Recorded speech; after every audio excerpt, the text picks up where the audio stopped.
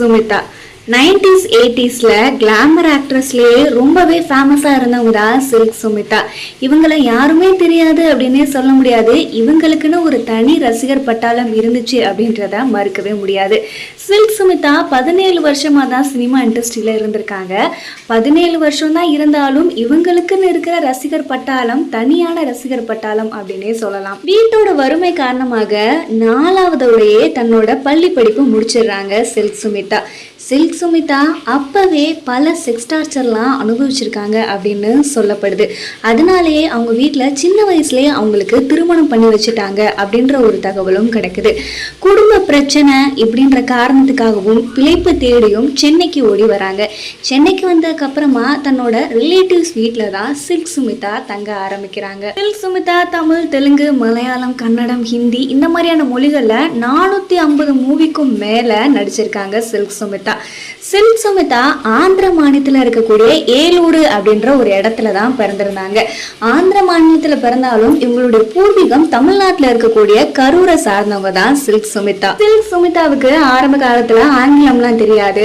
வினு சக்கரவர்த்தியோடைய மனைவி தான் அவங்களுக்கு ஆங்கிலம் கற்றுக் கொடுக்குறாங்க. அது மட்டும் இல்லாம இவங்க நல்லாவும் டான்ஸ் ஆடுவாங்க. அதுவும் இன்னொருத்தர் மூலமா தான் நடனம் கத்துக்கிட்டு இந்த அளவுக்கு டான்ஸ் ஆடி இருக்காங்க. சில்க் சுமிதான்ற நடிகையை யாராலையுமே மறக்கவும் முடியாது. இப்போ கூட அவங்களுக்குன்னு ஒரு நிறைய ஃபேன் பேஜே இருக்கு அப்படின்னே சொல்லலாம். ஆரம்ப காலத்துல சில்க் சுமிதா தன்னோட திரைத்துறை வாழ்க்கைய ஒரு ஒப்பனை கலைஞராக தான் ஆரம்பிக்கிறாங்க. சில்க் சுமிதா சில்க் சுமிதாவை அறிமுகப்படுத்தினது வினு சக்கரவர்த்தி அப்படின்றவர் தான். வினு சக்கரவர்த்தி நம்ம எல்லாருக்குமே தெரியும். அவர் ஒரு நடிகர், அது மட்டும் இல்லாம இயக்குனர். தன்னோட வண்டி சக்கரம் அப்படின்ற படத்து மூலமா தான் சில்க் அப்படின்ற ஒரு கேரக்டர் மூலமா சில்க் சுமிதாவை அறிமுகப்படுத்த. அதுக்கப்புறமா சில்க் சுமிதா அடைஞ்ச புகழின் உச்சம் நம்ம சொல்லணும்னு அவசியம் இல்லை. நிறைய திரைப்படங்கள்ல கமிட் ஆகி கிளாமர் ஆக்டராகவும் நல்ல டான்சராகவும் நல்ல ஆக்டராகவும் பல படங்கள்ல நடிச்சு தனக்குன்னு ஒரு ரசிகர் பட்டாளத்தை உருவாக்குறவங்க தான் சில்க் சுமிதா. இவங்களுடைய மரணம் யாருமே எதிர்பார்க்காத அளவுக்கு திடீர்னு நடந்திருக்கு அப்படின்னே சொல்லலாம். எல்லாரையுமே மகிழ்விச்சு தன்னோட நடிப்பு மூலமாகவும் தன்னுடைய நடனம் மூலமாகவும் எல்லாரையும் மகிழ்விச்ச சில்க் சுமிதா கொஞ்ச நாட்கள்லயே இறந்துடவும் செஞ்சிடறாங்க. இவங்களுடைய இறப்பு பலருக்குமே தாங்க முடியாத ஒன்னாதான் இருக்கு.